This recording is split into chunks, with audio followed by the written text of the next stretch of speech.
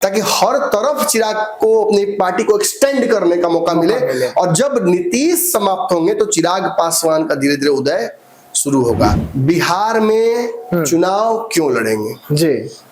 बिहार में चुनाव लड़ने का मकसद केवल विधायक बनना और बिहार में मंत्री बनना नहीं हो सकता जी, बल्कि इससे बड़ा होगा। चिराग पासवान को पूर्व में भी डिप्टी सीएम का रोल मिल रहा था जब बिहार में साझा सरकार फिर से वापसी हुई भाजपा और जदयू की, उन्होंने नहीं स्वीकारा जी। नोरमा ग्रुप, जो सोचता है वो करता है, आपके अपने सपनों का आशियाना। नमस्कार, मैं विकास सिंह राजपूत और आप देख रहे हैं जांच पड़ताल, जहां हमारे साथ हमारे डॉक्टर साहब होते हैं और बीमारी की नब्ज को पकड़ते हैं और उसके बाद बीमारी बताते हैं। वैसे में आज जांच पड़ताल में जो हम खबर लेकर आए हैं वो एनडीए से जुड़ी हुई बीमारी है और आज इस बीमारी की नब्ज को हम पकड़ेंगे और सब कुछ साफ हो जाएगा कि अब एनडीए में क्या कुछ होने जा रहा है। पानी सर से ऊपर जा चुका है, अब तो सीएम बनेंगे, लेकिन इसके साथ और क्या हो रहा है? एनडीए से अब अलग हो जाएंगे चिराग और अब की बार 243 लड़ेंगे और नीतीश और बीजेपी तो गए। अब इसी बीमारी पर हम सीधा अपने डॉक्टर साहब से जुड़ते हैं। सर, खबर बड़ी है, बीमारी को पकड़ना भी बहुत जरूरी है, क्योंकि बीमारी जो आप पकड़ते हैं वो कोई नहीं पकड़ पाता है।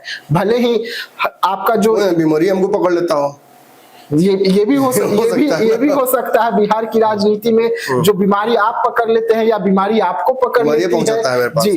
तो आज जो बीमारी है चिराग पासवान को लेकर है, इस बीमारी को कैसे देख रहे हैं? ये बीमारी नहीं है, ये लोगों के मन के वहम है। जैसे कोरोना को लेकर नहीं कुछ बताया, बीमारी नहीं, कोरोना वहम है, वैसे ही मन का वहम है। कोई समस्या नहीं है, कोई विवाद नहीं है।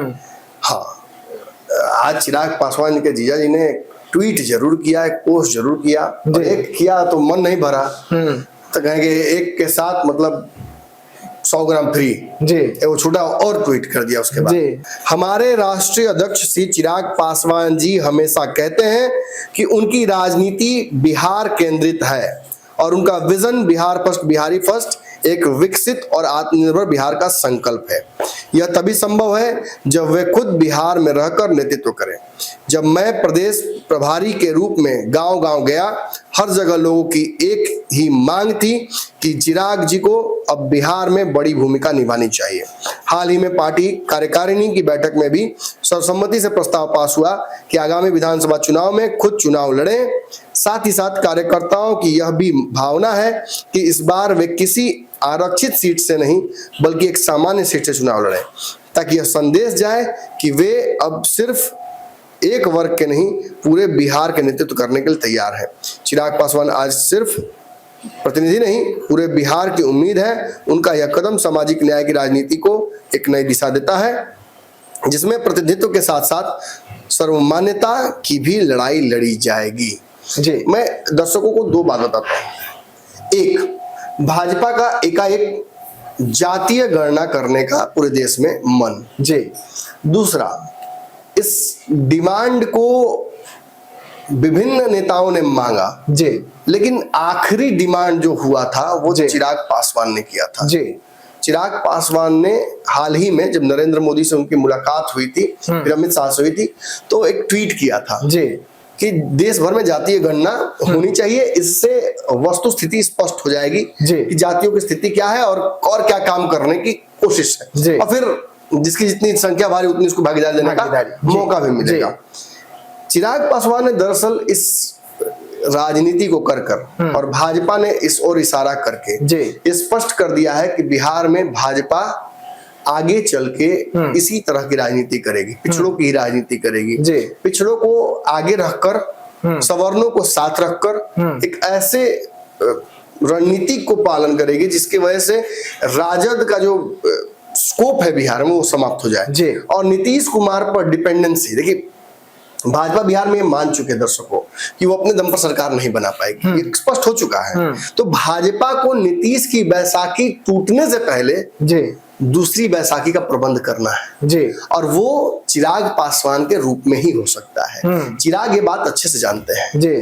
चिराग पासवान के जो जीजा हैं अरुण भारती, जब वो कहते हैं कि कार्यकर्ताओं की इच्छा है कि चिराग पासवान इस बार विधानसभा चुनाव लड़े, तो दो बातें यहाँ समझनी होंगी। एक, चिराग पासवान मानते हैं कि वो इस बार सीएम के उम्मीदवार इसलिए नहीं है क्योंकि वहां पर वैकेंसी नहीं है। दूसरा, चिराग पासवान ये मानते हैं कि इस बार महागठबंधन या किसी की और की सरकार नहीं बनेगी, एनडीए की सरकार बनेगी। तो जब ये दो बातें चिराग मानते हैं तो फिर वो बिहार में चुनाव क्यों लड़ेंगे? बिहार में चुनाव लड़ने का मकसद केवल विधायक बनना और बिहार में मंत्री बनना नहीं हो सकता, बल्कि इससे बड़ा होगा। चिराग पासवान को पूर्व में भी डिप्टी सीएम का रोल मिल रहा था जब बिहार में साझा सरकार फिर से वापसी हुई भाजपा और जदयू की, उन्होंने नहीं स्वीकारा। आज क्यों स्वीकारेंगे? सीएम की जगह खाली नहीं है। तो ये खेल कर क्या रहे हैं चिराग पासवान? ये हो क्या रहा है? और अब तो इसके आगे लिखा गया है कि चिराग पासवान सामान्य सीट से चुनाव लड़ेंगे। सारा इसको लेकर उन्होंने कर दिया, उनके जीवन ने तो घोषणा कर दी और कार्यकर्ता भी डिमांड कर रहे हैं। चिराग पासवान केवल पासवानों के नेता नहीं हैं, वो दलितों के नेता नहीं हैं, ये भ्रम वो तोड़ रहे हैं।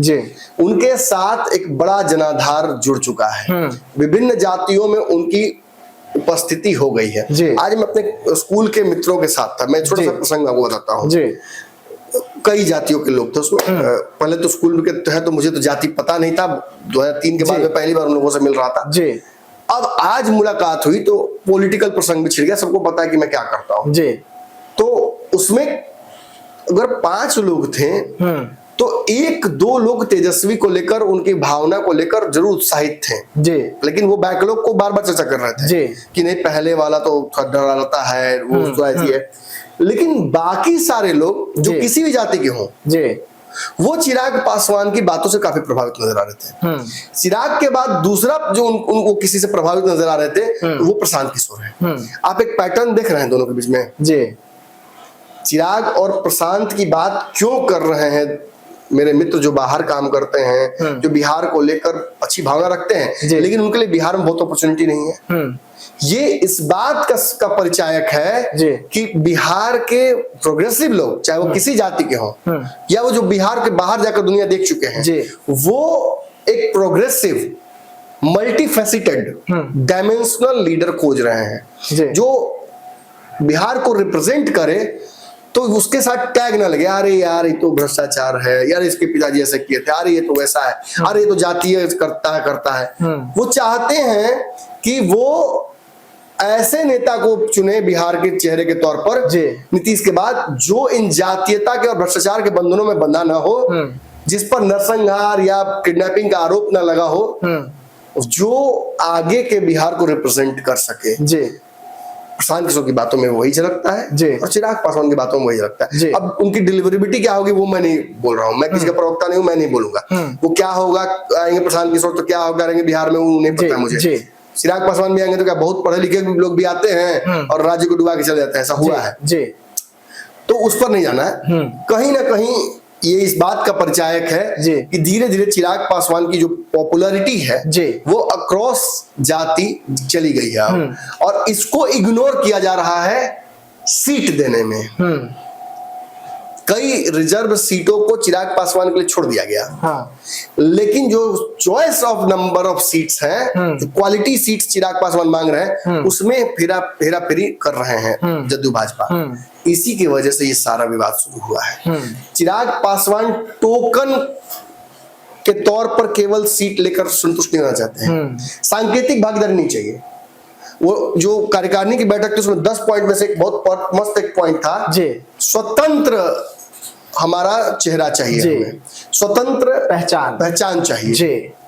ये इसी बात, इसका सीधा मतलब यही होता है कि हमें अपने हिसाब से सीटें चाहिए, हम स्वतंत्र पार्टी के तौर पर आएंगे और हम जब सरकार में रहेंगे, हम जब जीत के आएंगे तो हम सरकार में हिस्सेदारी चाहते हैं, बड़े विभाग चाहते हैं, बिहार में परिवर्तन करने को लेकर अब जबरदस्ती अब विपक्ष तो हम पे आरोप लगाएगा ना, सरकार में चिराग पासवान है, क्या कर रहे हैं बिहार के लिए, केंद्रीय मंत्री बने, निफ्टे में लाया, बहुत कुछ किया बिहार के लिए, लेकिन सवाल तो खड़ा करता है विपक्ष। ऐसे ही जब बिहार में मंत्री विधायक बन जाएंगे तो सवाल खड़े किए जाएंगे कि चिराग पासवान तो अब सरकार में है, काहे नहीं कुछ कर रहे हैं।